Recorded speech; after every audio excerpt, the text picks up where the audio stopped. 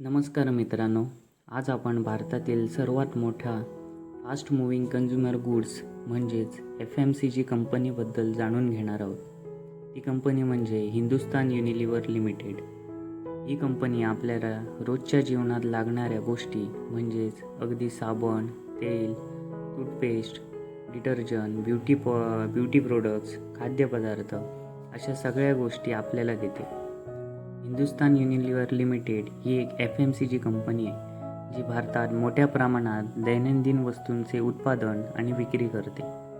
कंपनीचे मुख्य उद्देश म्हणजे ग्राहकांच्या गरजेनुसार क्वालिटी उत्पादन करणे आहे.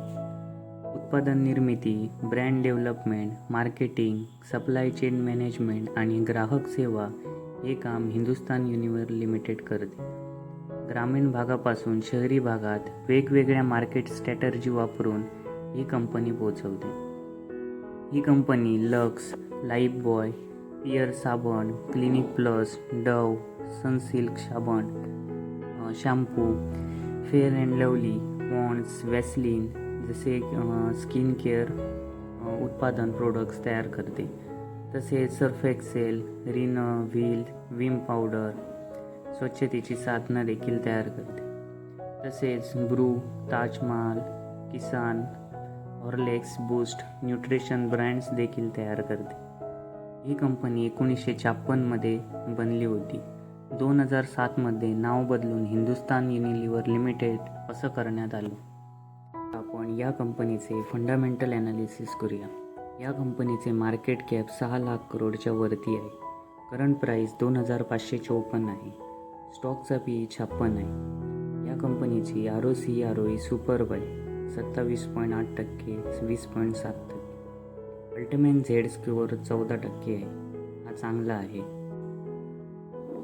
डेट टू इक्विटी 0.03% आहे. रिझर्व या कंपनीकडे 50,000 करोडच्या आसपास आहे. या कंपनीचा अर्निंग पर शेअरसुद्धा 45 आहे. पित्रोस्की स्कोअरसुद्धा 6 आहे. या कंपनीचे कंपाऊंडिंग सेल्स ग्रोथ 7% आहे आणि कंपाऊंडिंग 5 वर्षाचे 10%, 3 वर्षाचे 6% आहे, तर ट्रेलिंग 12 मंथचे 3%. या कंपनीचे कंपाऊंडिंग प्रॉफिट ग्रोथसुद्धा 10 वर्षाचे 11%, 5 वर्षाचे 9% आहे, तर 3 वर्षाचे 5% आणि ट्रेलिंग 12 मंथचे 3%. याचा स्टॉकचा CAGR सुद्धा 10 वर्षाचा 11% आहे, 5 वर्षाचा 3% आहे, 3 वर्षाचा -1% झालेला आहे आणि 1 वर्षाचा मायनसमध्ये 5%.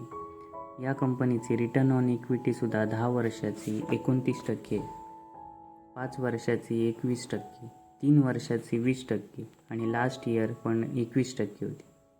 या कंपनीचे प्रमोटरनी 61.90% हिस्सेदारी होल्ड करून ठेवलेली आहे. FIIकडे 10.18% हिस्सेदारी आहे, तर DIIकडे 15.99%, पब्लिककडे 11.86% हिस्सेदारी आहे, तर गव्हर्नमेंटने आपला 0.07% होल्डिंग ठेवलेला आहे. या कंपनीचे ऑपरेटिंग प्रॉफिट मार्जिन 20च्या वरती आहे. या कंपनीचा अर्निंग पर शेअर स्टेबल आहे. डेब्ट या कंपनीकडे काहीच नाही. ROE या कंपनीचे वाढत आहे. ROC पण या कंपनीची इन्क्रीज होत आहे. नेट प्रॉफिट इन्क्रीज होत आहे. प्रमोटर या कंपनीत स्टेबल आहेत. कॅश फ्लो पण या कंपनीचा पॉझिटिव्ह आहे. बॅलन्स शीट पण या कंपनीची दरवर्षी इन्क्रीज होत आहे आणि 10 वर्षाची सेल्स ग्रोथ, प्रॉफिट ग्रोथसुद्धा थोडी मीडियम आहे. हिंदुस्तान युनिलिव्हर या कंपनीचं FMCG मार्केटमध्ये 30% पेक्षा अधिक मार्केट शेअर आहे.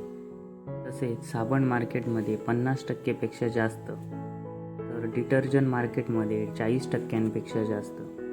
स्किन केअर आणि हेअर केअरमध्ये टॉप पोझिशनवर हिंदुस्तान युनिलिव्हर लिमिटेड ही कंपनी आहे.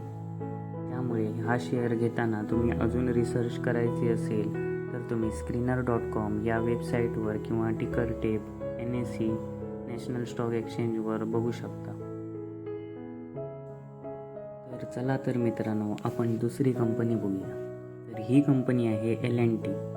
L&T ही एक मल्टी डोमेन कंपनी आहे जी विविध क्षेत्रामध्ये काम करते, जसे की इंजिनिअरिंग, कन्स्ट्रक्शन, मॅन्युफॅक्चरिंग, इलेक्ट्रॉनिकल्स आणि automation, IT and technology, defence technology, defence system, financial service आणि L&T फायनान्स. L&T देशातच नाही तर जगभरात मोठमोठे प्रोजेक्ट्स करत आहे. उदाहरणार्थ पूल, मेट्रो, जलप्रकल्प, अणुऊर्जा प्रकल्प, तेल आणि वायू यंत्रणा व संरक्षण उपकरण. 1938मध्ये 2 डेसिन्स अभियंत्यांनी भारतात ही कंपनी सुरू केली. त्यांनी लार्सन अँड टुब्रो हे नाव दिले. मुंबईत छोटी वर्कशॉप सुरू झाली आणि नंतर उद्योग साम्राज्यात बदलली. स्वातंत्र्यपूर्व काळात भारतीय औद्योगिकीकरण L&Tचं मोठे योगदान आहे. आज ती 50+ देशांत प्रोजेक्ट तयार करते. L&Tचे महत्त्वाचे प्रकल्प म्हणजे स्टॅच्यू ऑफ युनिटी, जगातील सर्वात उंच पुतळा, हैदराबादमध्ये metro, Mumbai coastguard road project, nuclear reactors, इस्रोसाठी लॉन्च पॅड्स आणि डिफेन्स सबमरीन मॉड्यूल्स, तसेच मिडल ईस्टमध्ये अनेक तेल विहिरीचे प्रकल्प या कंपनीने केलेले आहे. मग चला तर आपण L&T कंपनीचे फंडामेंटल ॲनालिसिस करूया. या कंपनीचे मार्केट कॅप 4,93,000 करोडच्या वर आहे. सध्याची करंट प्राईस 3,587. स्टॉकचा P 31 आहे. या कंपनीचे ROC 14.5% आणि ROE 16.6% आहे. अल्टिमेट झेड स्कोअर 3 आहे. या कंपनीचं डेप्ट थोडं जादा आहे. रिझर्व या कंपनीकडे 97,381 करोड आहे. पण विषय असा आहे की या कंपनीकडे डेप्ट जादा आहे 1.36. या कंपनीचे अर्निंग पर शेअर 115 आहे. प्रति शेअर ही कंपनी 115 रुपये कमवत आहे. या कंपनीचा पित्रोस्की स्कोअर 5 आहे. या कंपनीचे कंपाऊंडिंग सेल्स ग्रोथ 10 वर्षाचे 11% आहे, तर 5 वर्षाचे 12% आणि 3 वर्षाचे 11%. ट्रेलिंग 12 मंथ 16% आहे. कंपाऊंडिंग प्रॉफिट ग्रोथ 10 वर्षाचे 14%, तर 5 वर्षाचे 10% आणि 3 वर्षाचे 23% आणि ट्रेलिंग 12 मंथचे 17%. स्टॉकचा प्राईस CAGR 10 वर्षाचा 11% आहे, तर 5 वर्षाचा 31% आणि 3 वर्षाचा 26%. एका वर्षात -2% लागलेला आहे. रिटर्न ऑन इक्विटीसुद्धा 10 वर्षाची 14% आहे, 5 वर्षाची पण 14%, 3 वर्षाची पण 14% आणि last year 17% return on equity झालेली. या कंपनीत प्रमोटर नाही आहे, पण FIIने 19.33% हिस्सेदारी होल्ड केलेली आहे आणि DIIने 43.48%.